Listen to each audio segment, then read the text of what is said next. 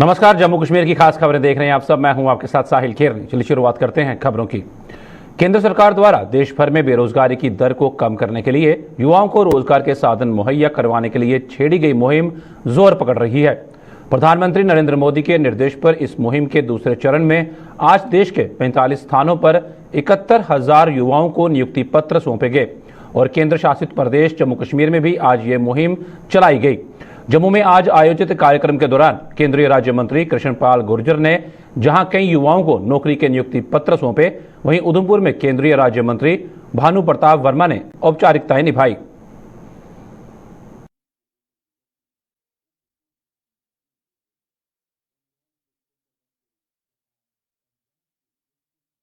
आज उधमपुर नगर में 141 लोगों को नियुक्ति पत्र दिया गया है। उसमें बीएसएफ के जवान भी है और हमारे डाकघर के भी कुछ जवान हैं और अन्य फोर्सेस और जगह की सब जवान हैं जिन्हें ये आज नियुक्ति पत्र दिया गया है।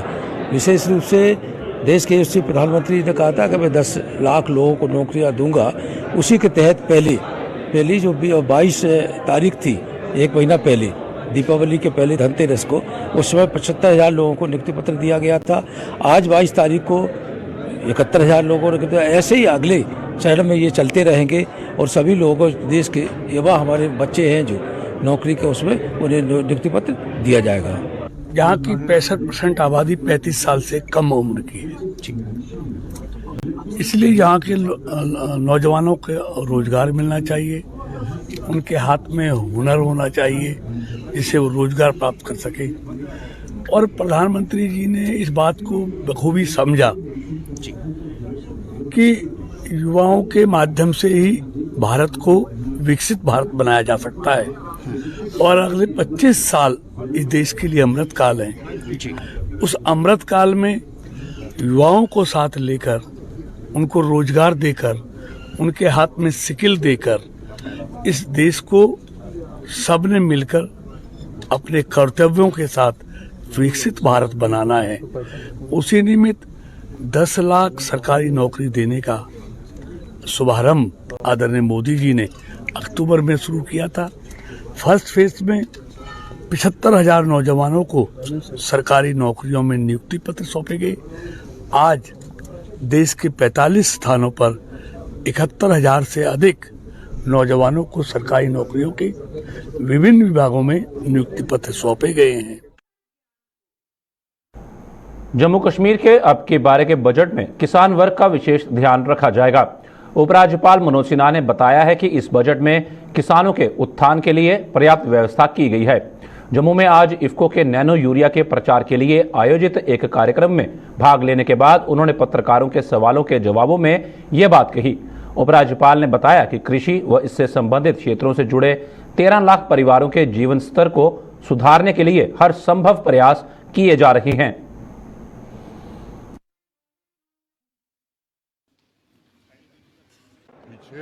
एक 2 दिन की वर्कशॉप हुई थी, देश भर के कृषि वैज्ञानिकों को हम सबने बुलाया था और एक एपेक्स कमेटी का गठन हुआ था। उस एपेक्स कमेटी ने 29 इंटरवेंशंस प्रपोज किए हैं। बजट जो हमारा इस बार का आएगा उसमें सभी इंटरवेंशंस को कैसे लागू किया जाए, इसके लिए पर्याप्त व्यवस्था हमने की है।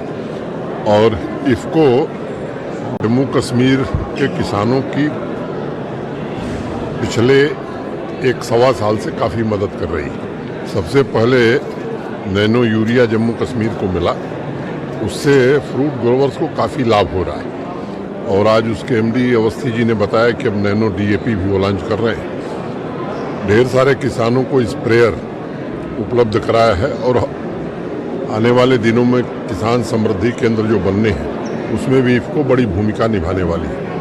तो एक केंद्रीकृत तरीके से हम सब कोशिश कर रहे हैं कि एग्रीकल्चर और अलाइड सेक्टर से जो 13 लाख परिवार जुड़े हैं उनकी आमदनी भी बढ़ाई जाए, उनका जीवन स्तर भी सुधारा जाए और आधुनिक टेक्नोलॉजी का भी हम प्रयोग कर रहे हैं। तो मुझे खुशी है कि पूरा हमारा एग्रीकल्चर और अलाइड डिपार्टमेंट उत्साह के साथ इस काम में जुड़ा है। जम्मू कश्मीर में विधानसभा चुनाव अभी तक न करवाए जाने के लिए अपनी पार्टी ने सीधे तौर पर भाजपा को जिम्मेदार ठहराया है। अपनी पार्टी का आरोप है कि दिल्ली के इशारे पर जम्मू कश्मीर में जमहूरियत बहाल नहीं हो पा रही है।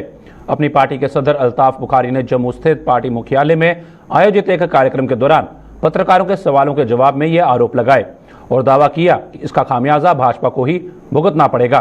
बुखारी ने यह भी कहा कि इससे भी विडंबना ही कहा जाएगा कि प्रधानमंत्री और केंद्रीय गृह मंत्री के बयानों का उनकी अपनी ही पार्टी संज्ञान नहीं ले पाई है।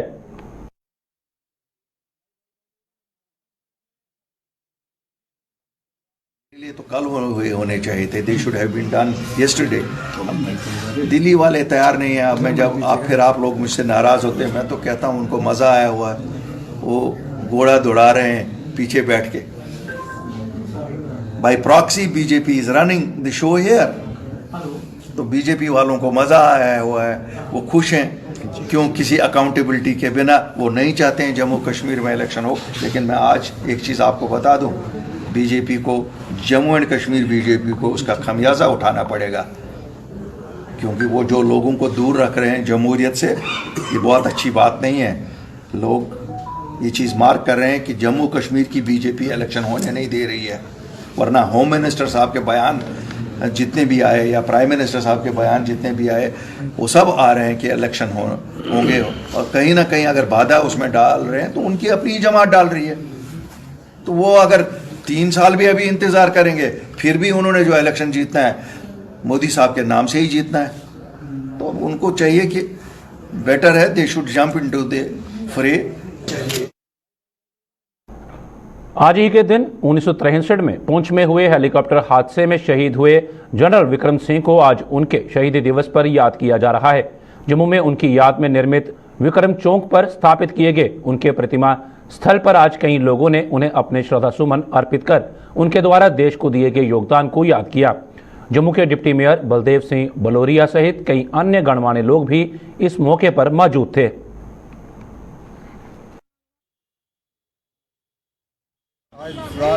जनरल विक्रम सिंह जी को आज श्रद्धांजलि दी गई है। बहुत बड़ा कार्यक्रम रखा है।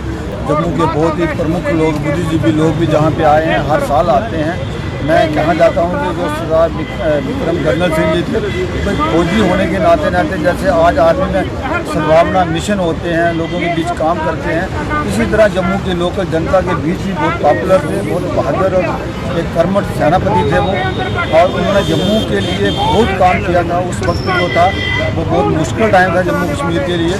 उस समय में उन्होंने काम किया। उनका प्लेन क्रैश हुआ, उसके साथ और भी लोग शहीद हुए, लेकिन जम्मू के लोगों के प्यार ने ही उनको ऐसा मजबूर किया कि इनका जो अंतिम संस्कार है वो भी हम जहाँ करेंगे, जहाँ श्रद्धांजलि देंगे, उनके परिवार के लोग जहाँ आए और उन्हीं के नाम पर विक्रम चौक बना हुआ है।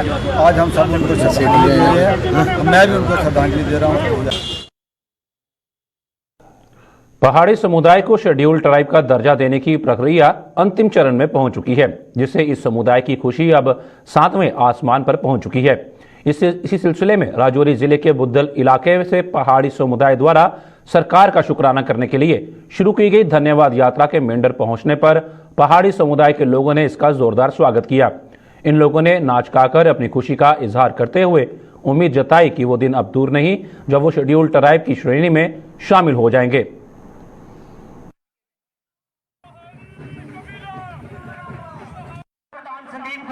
National commission for schedule tribe ने हमारा जो है केस अप्रूव कर दिया है और बॉडी को शेड्यूल ट्राइब के जुमरे में लाया है। अभी सिर्फ शेड्यूलिंग होनी है। जब हमारे प्रेसिडेंट ऑफ इंडिया इसको साइन कर देंगे तो हम शेड्यूल टाइप के जुमरे में आ जाएंगे। इसके लिए थोड़ी सारी एडमिनिस्ट्रेटिव प्रोसेस जो है बाकी है।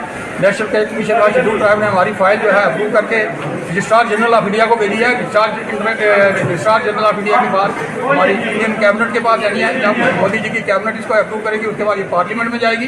पार्लियामेंट में लोकसभा में बीजेपी की मेजॉरिटी है और वहाँ पर डिस्कशन होने के बाद हमें पूरा यकीन है कि हमारा बिल पास हो जाएगा। उसके बाद राज्यसभा में जाएगा, राज्यसभा में बीजेपी की मेजॉरिटी है, वहाँ पर भी बिल पास हो जाएगा।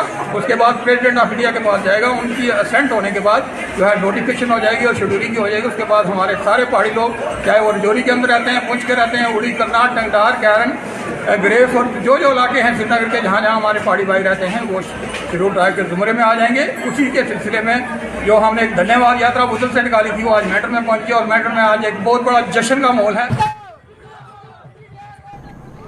डोडा में youth services and sports department द्वारा आयोजित ट्रैकिंग एक्सपीडिशन में भाग लेने वाली छात्राओं का दल आज भद्रवा पहुंचा। इस एक्सपीडिशन में जिले के 10 जोन की 50 छात्राएं भाग ले रही हैं, जो आज सरतिंगल बेस कैंप पहुंची और वहां से आगे के सफर के लिए रवाना हो गई। डिपार्टमेंट द्वारा ये शुरुआत सोमवार को डोडा से करवाई गई थी।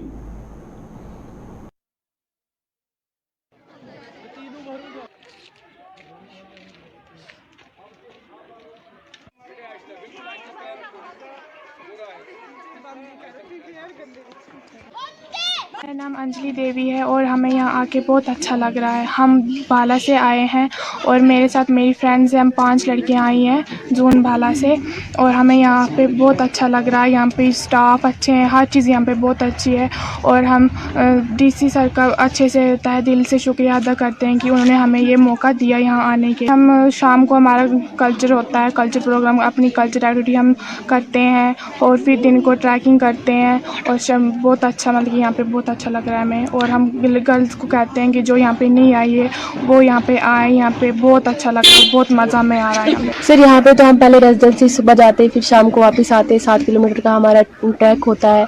तो उसके बाद हम आते घर, फिर लंच हो जाता है हमारा, उसके बाद फिर शाम को हमारा फायर कैंप हो जाता है। फायर कैंप में हमारा डांस होता है, सिंगिंग होता है और सर उसके बाद फिर रात का डिनर होता है उसके बाद।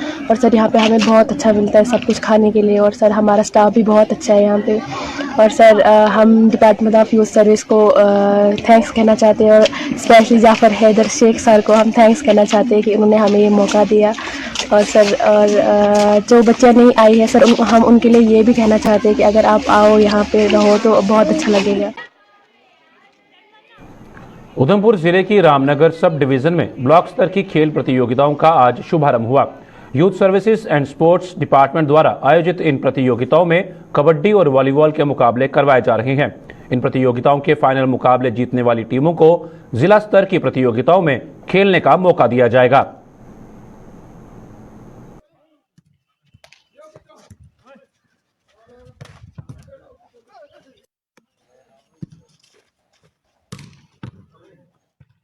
अभी यहाँ पे इंडोर स्टेडियम रामनगर में डिब्यूट हो, जो आज का जो वॉलीबॉल का टूर्नामेंट आप देख रहे हो, ये हमारा ब्लॉक लेवल पे जो टूर्नामेंट चल रही है वो ये आज और कल चलेगी। और ये आज हमारे वॉलीबॉल की जो मैच है ये एक बाड़ी और कलवंता के बीच हुआ और एक इसके बाद इनमें से जो टीम निकलेगी उसका रामनगर के साथ होगा।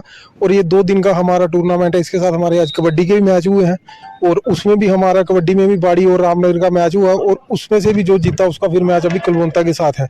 और ये हमारी district youth service and sports की डिपार्टमेंट की तरफ से ये टूर्नामेंट 2 दिन की कराई जा रही है। इसमें जो भी टीमें आगे निकलेंगी, जो भी कल फाइनल में पहुंचेगी, फिर उनको यहाँ से आगे उधमपुर खेलने के लिए लेके जाया जाएगा। और हम आज की इनके जो हमारे मैच हुए हैं, कल हमारे इनके फाइनल मैच होंगे और उसके साथ ही हम ये अपनी टूर्नामेंट समाप्त करेंगे। शिवसेना उद्धव ठाकरे गुट ने हिंदू समुदाय को आत्मरक्षा के लिए हथियार रखने की इजाजत देने की मांग की है। अपनी इस मांग को लेकर शिवसेना ने जम्मू में आज जोरदार प्रदर्शन किया।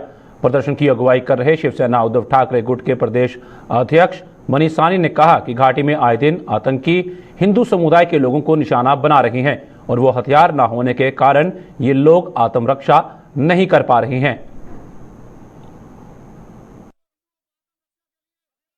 आदरणीय हमारे जो है गृह मंत्री अमित शाह जी से कि जम्मू कश्मीर में जो हिंदू परिवार यहाँ पर रह रहे हैं उनको आत्मरक्षा के लिए हथियारों के लाइसेंस दिए जाएं और हथियार मुहैया करवाया जाए ताकि उनके अंदर भय का माहौल खत्म हो, एक उनके अंदर आत्मविश्वास जागे और वही जो भय का माहौल आतंकवादियों के अंदर बने ताकि उनको जो जिन लोगों को वो गोलियों का निशाना बना रहे हैं उनको भी आगे से जो है गोलियों का निशाना बनाया जा सकता है। ये हमारी सरकार से मांग है। अपनी मांगों को लेकर स्टेट डिपार्टमेंट के डेली वेजरों के धरने प्रदर्शन जारी हैं। आज 38वें दिन भी इन डेली वेजरों ने जम्मू में प्रदर्शन किया और अपनी मांगों के समर्थन में नारेबाजी की। प्रदर्शन कर रहे इन डेली वेजरों ने चेतावनी दी कि जब तक उन्हें नियमित करने को लेकर सरकार पॉलिसी नहीं बनाती तब तक उनका धरना प्रदर्शन जारी रहेगा। आप ये स्टेट डिपार्टमेंट के अंदर आज 39वां दिन हड़ताल का होने जा रहा है और जम्मू कश्मीर के अंदर पिछले 25-30 सालों से स्टेट डिपार्टमेंट का जो डेलीविजन है वो जम्मू कश्मीर के अंदर जितना भी मंत्रिमंडल हो उनके घरों के अंदर स्टेट डिपार्टमेंट का चौकीदार हो या इलेक्ट्रिशियन हो, प्लम्बर हो, सफाई कर्मचारी हो, 25-25 सालों से जम्मू कश्मीर के अंदर हमें टेलीविजन रखा गया है और जम्मू कश्मीर के अंदर आज जो हड़ताल होने जा रही है, अब 1.5 महीना होने जा रहा है, लेकिन दिवाली भी हमने यहाँ पर बनाई और जम्मू कश्मीर की इंतजामिया को एक टस से मस नहीं है। हॉर्टिकल्चर मार्केटिंग एंड प्लानिंग के डायरेक्टर विकास शर्मा ने आज बिश्ना का दौरा किया। अपने दौरे के दौरान उन्होंने बिश्ना में बनाई किसान मंडी का निरीक्षण किया और किसानों को पेश आ रही समस्याएं भी सुनी। उन्होंने किसानों को इस मंडी में हर तरह की सुविधाएं उपलब्ध करवाने का आश्वासन दिया।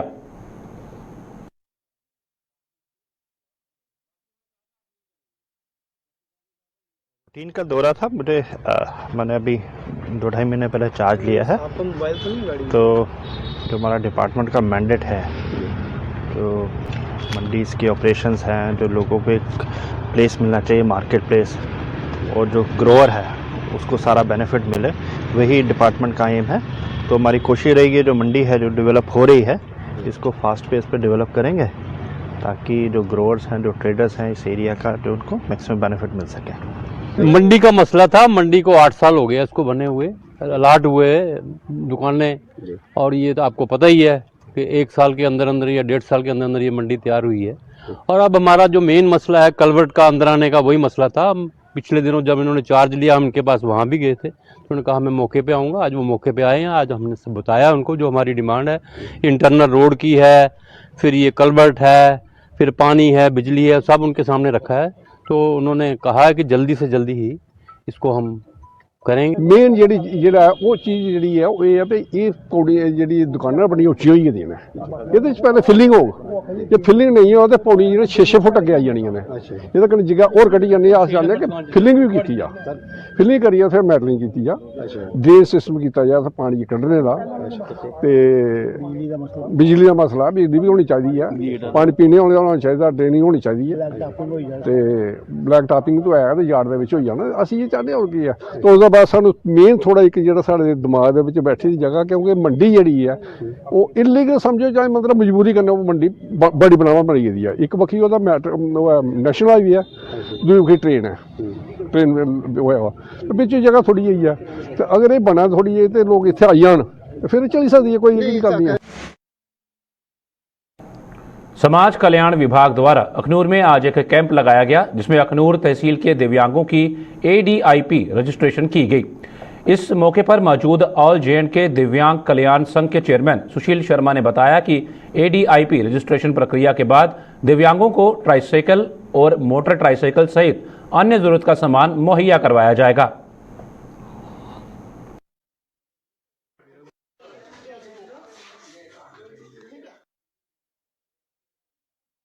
ये जो आज कैंप ऑर्गेनाइज हुआ है समाज कल्याण विभाग की तरफ से, ये पिछले 7 तारीख को ऑर्डर निकला हुआ है कि हमारी जिला समाज कल्याण अधिकारी ने निकाला था कि 6 कैंप लगने हैं जी। तो आज ये दूसरा कैंप है, कल जम्मू में था, वो थोड़ा पोस्टपोन हो गया किसी वजह से। तो आज जहाँ ये दिव्यांग लोगों के हम रजिस्ट्रेशन कर रहे हैं ADIP के, और उसमें इनका सर्टिफिकेट, आधार कार्ड, राशन कार्ड और फोटो मेंशन कर रहे हैं, और जिसमें इनको आने वाले समय में 1-8 महीने में जो भी सामान इनका सेंक्शन होगा वो इनको दिया जाएगा, जिसमें बैसाखियाँ हो गई, स्टिक हो गई, wheel chair, tricycle, motorise tricycle, hearing aid वगैरह, वो उनको सबको प्रोवाइड किया जाएगा। सीमा की सुरक्षा में तैनात BSF जवानों ने एक बार फिर अपनी सतर्कता दिखाते हुए पाकिस्तान सीमा से भारतीय सीमा में घुसपैठ के 2 बड़े प्रयासों को नाकाम बना दिया। घुसपैठ के ये दोनों प्रयास अंतर्राष्ट्रीय सीमा पर किए गए। जम्मू संभाग में भारत पाकिस्तान सीमा से सटे अर्निया सेक्टर से भारतीय सीमा में प्रवेश करने का प्रयास कर रहे एक पाकिस्तानी घुसपैठिए को जहां BSF के जवानों ने मार गिराया, वहीं जिला सांबा के रामगढ़ सेक्टर से घुसपैठ का प्रयास कर रहे पाकिस्तानी घुसपैठिए को गिरफ्तार कर लिया गया। हालांकि उसके कब्जे से कोई आपत्तिजनक सामग्री बरामद नहीं हुई है। घुसपैठ की इन दोनों अलग अलग कोशिशों के बाद BSF जवानों ने सीमा से सटे इलाकों में हाई अलर्ट जारी कर दिया है। BSF के मुताबिक पहली घुसपैठ अर्निया सेक्टर में जबोबाल पोस्ट के नज़दीक रात करीब 2:30 बजे के करीब की गई। सीमा की सुरक्षा में तैनात जवानों ने रात के अंधेरे में सीमा पार हलचल देखे जाने के बाद घुसपैठिए को कई बार चेतावनी दी, परंतु जब उसने चेतावनी के बाद भी भारतीय सीमा की ओर बढ़ना जारी रखा तो तारबंदी के नज़दीक आते ही जवानों ने फायरिंग कर उसे वहीं ढेर कर दिया। दूसरी घुसपैठ का प्रयास जिला सांबा में भारत पाकिस्तान अंतर्राष्ट्रीय सीमा से सटे रामगढ़ सेक्टर में हुआ। यहां घुसपैठिया सीमा को पार कर बाढ़ के नजदीक पहुंच गया और बाढ़ के नजदीक आने पर जवानों ने उसे गिरफ्तार कर लिया। उसे पूछताछ के लिए पुलिस के हवाले कर दिया गया है।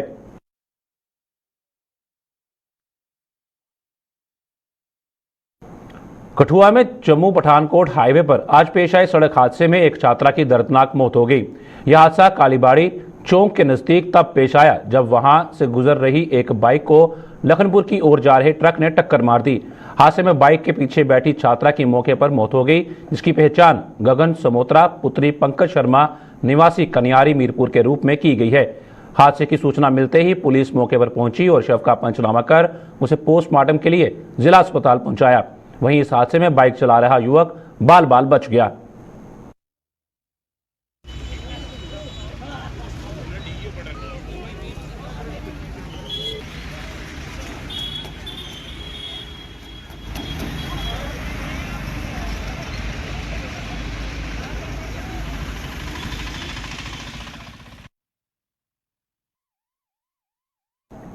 जम्मू को प्लास्टिक मुक्त करने के लिए जम्मू नगर निगम द्वारा कई जगहों पर प्लास्टिक बोतल क्रशर मशीनें लगाई गई थी, लेकिन देखरेख न होने के कारण आज ये मशीनें धूल फांक रही हैं। ऐसी ही एक मशीन जम्मू नगर निगम द्वारा जम्मू के जनरल बस स्टैंड में भी लगाई गई थी, जो अब किसी काम की नहीं रही। Traders welfare association general bus stand Jammu के सदस्यों के मुताबिक जम्मू नगर निगम की अनदेखी के कारण यह मशीन कई महीनों से बंद पड़ी हुई है, लेकिन आज तक इसकी सुध नहीं ली गई। जिस उद्देश्य से इस मशीन को लगाया गया था वो उद्देश्य पूरा नहीं हो पा रहा।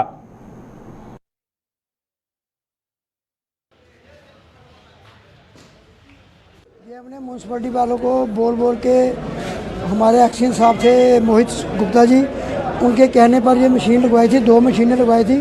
अभी ये डंड पड़ी है, इसकी देख रेख कोई नहीं हो रही है। इसी तरह से हम डिपार्टमेंट से आगे ये गुजारिश करना चाहते हैं, कोई भी चीज़ अगर लगवाते हो उसको संभाल होनी चाहिए, उसकी देख रेख होनी चाहिए, मेंटेनेंस होनी चाहिए।